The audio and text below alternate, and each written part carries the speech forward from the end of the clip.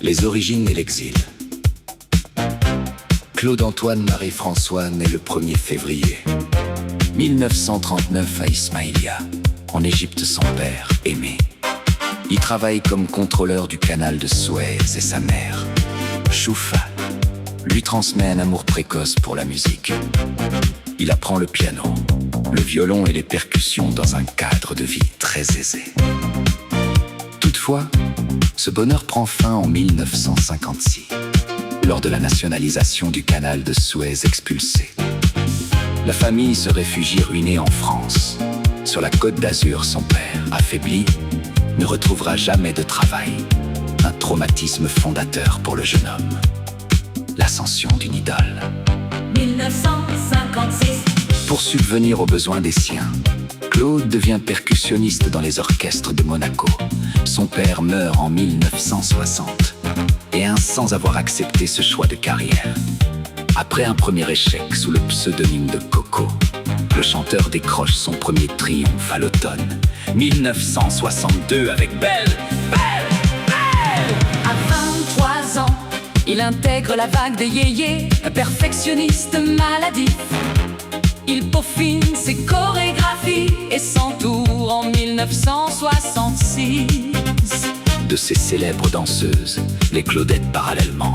Sa rupture douloureuse avec la chanteuse France Gall lui inspire le titre, comme d'habitude en 1967. adapté en anglais Par Paul Anka sous le titre My Way. La chanson devient un monument mondial de la musique grâce à Frank Sinatra. L'homme d'affaires et les années disco. 1968. 1968. Devenu une star incontournable, Claude François se révèle aussi être un redoutable homme d'affaires. Il fonde sa propre maison de disques, Flèche. des magazines et gère sa carrière d'une main de fer. Pour préserver son statut de séducteur auprès de son public, il dissimule pendant des années l'existence de son second fils, Marc, né en 1969, 1 an et demi après son aîné Claude Junior. Dans les années 70, il prend avec brio le tournant de la musique disco.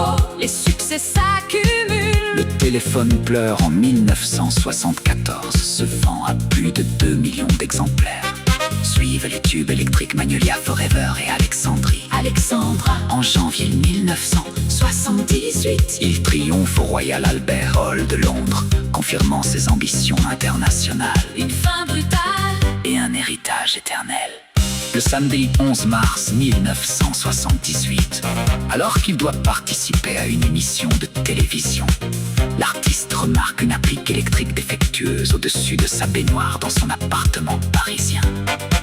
En tentant de la redresser les pieds dans l'eau, il s'électrocute. Il meurt sur le coup, à l'âge de 39 ans. Le jour de ses obsèques, Le 15 mars, sort son dernier disque, Alexandrie. Alexandra. En seulement 16 ans de carrière, il aura enregistré plus de 350 chansons. Près de 50 ans après sa disparition, son œuvre reste ancrée dans le patrimoine populaire.